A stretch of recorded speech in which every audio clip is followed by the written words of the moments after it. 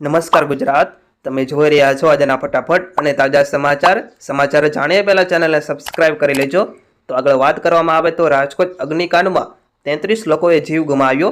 જ્યારે આ ઘટના મામલે રાજકોટ પોલીસ કમિશનરે કહ્યું કે સમગ્ર ઘટનાની તપાસ માટે એસઆઈટીની રચના કરાઈ છે અને 6 લોકો સામે અત્યારે ગુનો નોંધાયો છે। રાજકોટ ક્રાઇમ બ્રાન્ચ સમગ્ર મામલે અત્યારે તપાસ કરી રહી છે। જ્યારે ગેમ ઝોનના ફાયર સેફટીના સાધનો પુરાવા રજૂ કર્યા ન હતા તેમજ 2024માં લાયસન્સ રિન્યૂ કરાયેલ અને ફાયર એનઓસી માટે કાર્યવાહી ચાલુ હતી। કેટલાક સવાલના જવાબ આપવાનું પણ અત્યારે સીપીએ ટાળ્યું પણ છે।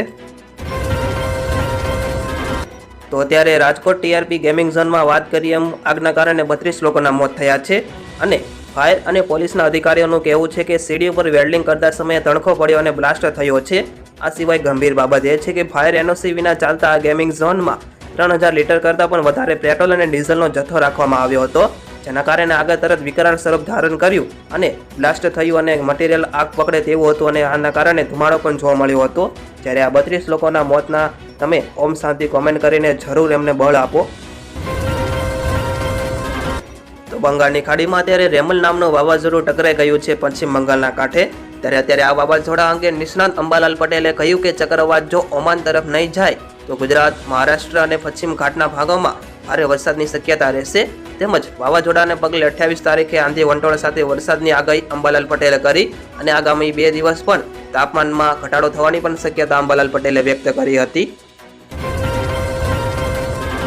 તો એક સમાચારની વાત કરીએ તો અત્યારે કોલકાતામાં 28 મેથી 26 જુલાઈ સુધી કલમ 144 લાગુ કરવામાં આવી, જેમાં આ 2 મહિના સુધી કોલકાતાના રસ્તા પર પરવાનગી વિના કોઈ સભા, સર્કસ કે રોડ શો અન્ય કોઈ મેળાવડાનું આયોજન કરી શકાશે નહીં। પોલીસનું એવું કહેવું છે કે ઉપરોક્ત સ્થળોના હિંસક ઘટનાઓ વિશે માહિતી મળી છે। તમને જણાવી દઈએ કે 28 મેના રોજ કોલકાતામાં પીએમ મોદીનો રોડ શો યોજાવા જઈ રહ્યો છે અને કલમ 144 એ જ દિવસથી અમલી છે, જ્યારે કોલકાતામાં 1 જૂને મતદાન પણ થવાનું છે। તો બ્રિટને હાલમાં સ્ટડી વિઝાના દુરુપયોગને રોકવા માટે અત્યારે કડક નિયમો બનાવ્યા, જેમાં જ્યારે વિઝા અંગે યુકેએ મહત્વનો નિર્ણય પણ કર્યો છે।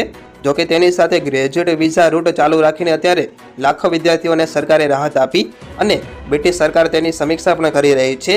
જ્યારે ગ્રેજ્યુએટ રૂટ આંતરરાષ્ટ્રીય વિદ્યાર્થીઓને તેમનો અભ્યાસ પૂર્ણ કર્યા પછી 2 વર્ષ પીએચડી અને સ્નાતક 3 વર્ષ માટે યુકેમાં અભ્યાસ કરવાની અત્યારે સરકાર મંજૂરી આપી દીધી છે।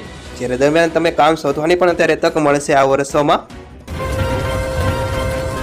તો અત્યારે સ્માર્ટ મીટરના વિરોધમાં હવે વંટોળ અમદાવાદમાં શરૂ થયો। નરાડા વિસ્તારમાં આવેલી 8 સોસાયટીના રહીશોએ આજે પણ અત્યારે રેલી કાઢીને સ્માર્ટ મીટરનો વિરોધ નોંધાવ્યો। ખાસ કરીને મોરચો હવે મહિલાઓ સંભળાયો છે। મહિલાઓ જૂના મીટર પાછા આપવાની માંગ સાથે જીઈબીની કચેરીઓ પહોંચી હતી અને મહિલાઓએ છાંછિયા લઈને વિરોધ કર્યો હતો। તેમનો આક્ષેપ એ છે કે તેમની જાણ બહાર સ્માર્ટ મીટર લગાવવામાં આવ્યા છે। શું અંગે કોઈ તમારું પણ નિવેદન હોય તો નીચે કોમેન્ટ કરીને અત્યારે જરૂર જણાવો। તો અત્યારે સોના ચાંદીના ભાવમાં ઘટાડો મળ્યો છે, જેમાં અત્યારે બુલિયન માર્કેટમાં આજે 24 કેરેટ સોનું 874 રૂપિયા સસ્તું થઈને 71,952 રૂપિયા પ્રતિ 10 ગ્રામ થયું, જ્યારે ચાંદી 358 રૂપિયા ઘટીને 29,697 રૂપિયા પ્રતિ કિલો થઈ ગઈ છે। જ્યારે છેલ્લા 4 દિવસમાં સોનું 2,270 રૂપિયા પ્રતિ કિલો અને ચાંદી 3,397 રૂપિયા પ્રતિ કિલો સસ્તું થઈ ગયું છે। તો હવે ભારતમાં ગૂગલ પિક્સલનું ઉત્પાદન થશે। આ માટે અત્યારે ગૂગલે ફોક્સકોન સાથે ભાગીદારી કરી છે। વાત કરીએ તો ફોનનું ઉત્પાદન કંપનીના તમિલનાડુ યુનિટમાં કરવામાં આવશે।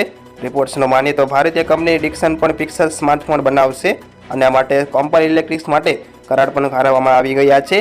જ્યારે કોમ્પલ પહેલેથી જ પિક્સલ બનાવે છે અને સપ્ટેમ્બરથી ઉત્પાદન શરૂ થશે। આ પછી પણ નિકાસ પણ શરૂ કરવામાં આવશે ગૂગલ પિક્સલ ફોનની। તો નિવૃત્તિ બાદ કાર્તિકને મળ્યા સારા સમાચાર, જેમાં અત્યારે ક્રિકેટર દિનેશ કાર્તિકે આઈપીએલમાંથી સંન્યાસ લીધો છે। 22 મેના રોજ તેણે તેની કારકિર્દીમાંથી છેલ્લી મેચ આઈપીએલ એલિમિનેટર મેચના રૂપમાં રમી હતી। નિવૃત્તિ લેતા આઈસીસીએ કાર્તિકને કોમેન્ટ્રી પેનલમાં અત્યારે સામેલ કર્યો, એટલે કે તે T20 વર્લ્ડ કપમાં કોમેન્ટ્રી કરતો જોવા મળશે। કોમેન્ટ્રી પેનલમાં જોડાયા પછી કાર્તિકે કહ્યું કે આવી ઉચ્ચ કક્ષાની કોમેન્ટ્રી પેનલનો ભાગ બનવા માટે એક સારો અનુભવ કહેવાય।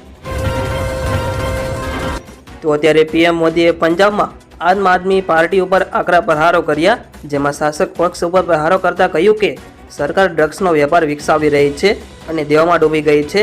પંજાબે દેશને અનેક ક્ષેત્રોમાં નેતૃત્વ પૂરું પાડ્યું છે, પણ તેમણે આપ ઉપર નિશાન આપતા કહ્યું કે આમ આદમી પાર્ટીએ પંજાબને અત્યારે ગળતામાં ધકેલી દીધું। ભગવંત માન મુખ્ય પ્રધાન ઉપર અત્યારે કાગળનાથ પ્રધાન રહ્યા છે। ખાસ જણાવી દઈએ કે પંજાબમાં 7મા તબક્કા હેઠળ 1 જૂને ચૂંટણી યોજાનાર છે. આથી આ નરેન્દ્ર મોદી આવા પ્રહારો કર્યા એવું લાગી રહ્યું છે. તો એક તરફ દેશભરમાં ગરમી અને તેનો કહેર વરસાવી રહી છે અને લોકો પોતાના સ્વાસ્થ્ય માટે મોંઘી વસ્તુઓ લેવા મજબૂર બન્યા, ત્યારે અત્યારે નાના લીંબુ પણ તેનું રૂપ દેખાડવાનું શરૂ કરી દીધું. કાળઝાળ ગરમીમાં લીંબુનો ભાવ અત્યારે ઉંચકાયા. વાત કરીએ તો લીંબુના ભાવમાં પહેલા 30 થી 40 રૂપિયાની કિંમતમાં મળતા હતા અને અત્યારે 130 થી 160 રૂપિયા સુધી પહોંચી ગયા. અચાનક લીંબુના ભાવમાં ઉછાળો આવતા અત્યારે લોકો મોંઘા લીંબુ લેવા પણ અત્યારે મજબૂર બની ગયા છે. તો રેલવે કર્મચારીઓ માટે સારા સમાચાર આવી રહ્યા છે, જેમાં રેલવે બોર્ડે લાખો રેલવે કર્મચારીઓને અત્યારે પ્રમોશન તેમજ સુરક્ષા સાધનોને ગણવેશ આપવાના આદેશો જાહેર કર્યા છે.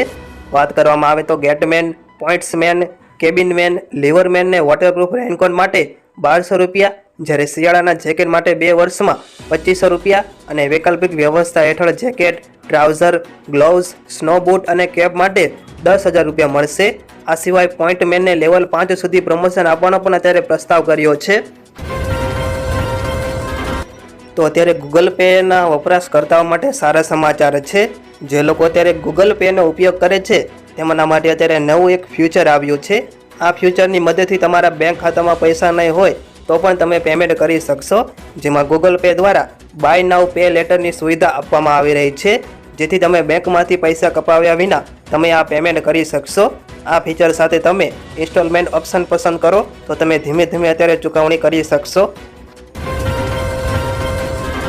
તો ગુજરાતમાં અત્યારે સ્માર્ટ મીટરનો મુદ્દો ઉંચકાયો છે અને ઠેર ઠેર લોકો તેનો વિરોધ કરી રહ્યા છે.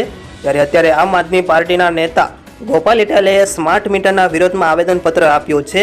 તેમણે કહ્યું કે ભાજપવાળા સ્માર્ટ મીટરના નામે સ્માર્ટ ટીચર લઈને આવી ગયા છે. પ્રીપેડના નામે અત્યારે એડવાન્સમાં કરોડો રૂપિયા ઉઘરાવી લેવામાં આવશે અને આ કરોડો રૂપિયાથી ભાજપને ચૂંટણી ફંડ આપવામાં આવશે. શું અંગે કોઈ તમારું નિવેદન હોય તો નીચે કોમેન્ટ કરીને જરૂર જણાવો.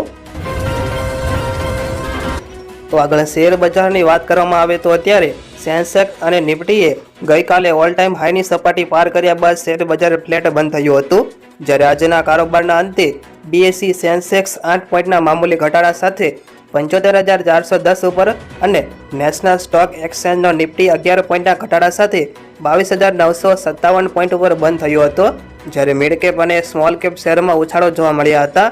પરંતુ આ ઉતાર ચઢાવ બાદ મિડ કેપ અને સ્મોલ કેપ પણ ઇન્ડેક્સ પણ સપાટ બંધ થયા હતા.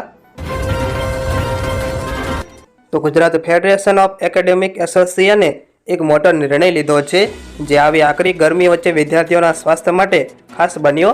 એમાં આવનારા 5 દિવસો દરમિયાન શૈક્ષણિક સંસ્થાઓ બપોરે 12 થી 4 વાગ્યા સુધી શૈક્ષણિક કાર્ય બંધ રહેશે અને 5 દિવસ ટ્યુશન ક્લાસીસ પણ બંધ રહેશે.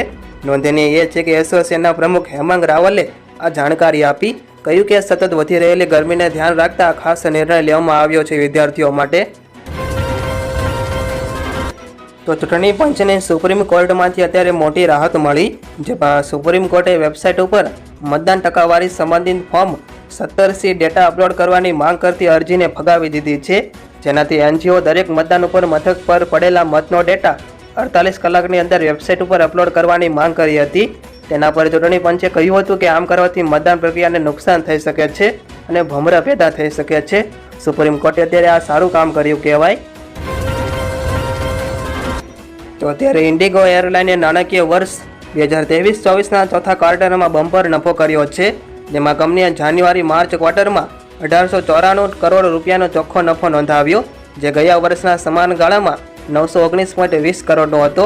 આ રીતે વાર્ષિક ધોરણે ચોખ્ખા નફામાં 106% વધારો થયો છે, જેથી કંપનીઓ 17,825.27 કરોડ રૂપિયાની આવક ઊભી કરી છે અને આનાથી શેર બજારીઓ અત્યારે ખૂબ જ ફાયદો થયો છે. તો T20 વર્લ્ડ કપમાં ભારત પાકિસ્તાનની મેચ 9 જૂને ન્યૂયોર્કમાં રમાશે. આ મેચને લઈને ત્યારે ચાહકોમાં ઘણો ક્રેઝ છે. આ જ કારણ છે કે આ મેચની ટિકિટની કિંમત $300 એટલે કે લગભગ 25,000 રૂપિયાથી શરૂ થાય છે. જ્યારે IPLના પૂર્વ અધ્યક્ષ લલિત મોદીએ પણ ICC નિશાન સાધતા કહ્યું કે ડાયમંડ ક્લબની ટિકિટ અત્યારે $20,000 એટલે કે આશરે 16 લાખ રૂપિયામાં મળી રહી છે. આટલામાં ટિકિટો વેચવી એ ક્રિકેટ નથી કહેવાતું. શું અંગે કોઈ ટિકિટ વેચવામાં કોઈ નિવેદન હોય તમારું તો નીચે કોમેન્ટ કરીને અત્યારે જરૂર જણાવો. તો અત્યારે ગુજરાત સહિત દેશના અનેક રાજ્યોમાં હીટવેવની આગાહી છે અને કેરળવાસીઓ માટે અત્યારે ગરમીમાં રાહતના સમાચાર આવ્યા છે, જેમાં કેરળના ઘણા ભાગોમાં મેઘરાજાની અત્યારે બેટિંગ જોવા મળી. ચોમાસા પહેલા ઓરેન્જ એલર્ટ જાહેર કરવામાં આવ્યું. ખાસ કરીને અત્યારે તિરુવનંતપુરમ, કોચી અને થ્રિસુર સહિતના શહેરોમાં અત્યારે પાણી ભરાઈ ગયા છે અને કેરળના 9 જિલ્લામાં અત્યારે ઓરેન્જ એલર્ટ જાહેર કરવામાં આવ્યું છે. જ્યારે અત્યારે વરસાદના કારણે ફ્લાઇટ્સ પણ મોડી થઈ ગઈ છે. તો અત્યારે કેદારનાથ ધામની યાત્રા શરૂ થઈ ગઈ છે અને અત્યારથી શ્રદ્ધાળુઓનો ઘસારો વધી રહ્યો છે. અને અત્યારે એવો નિર્ણય લેવામાં આવ્યો કે કેદારનાથ ધામને 20 કલાક ખુલ્લું રાખવામાં આવે. હવે મંદિર ભક્તો માટે 20 કલાક સુધી ખુલ્લું રાખવામાં આવી રહ્યું છે. જ્યારે હાલ મંદિર સવારે 5 વાગ્યાથી ખુલી જાય છે. અને નોંધનીય એ છે કે 11 દિવસમાં 3.19 લાખથી વધુ શ્રદ્ધાળુઓ કેદાર બાબાના દર્શન કર્યા છે.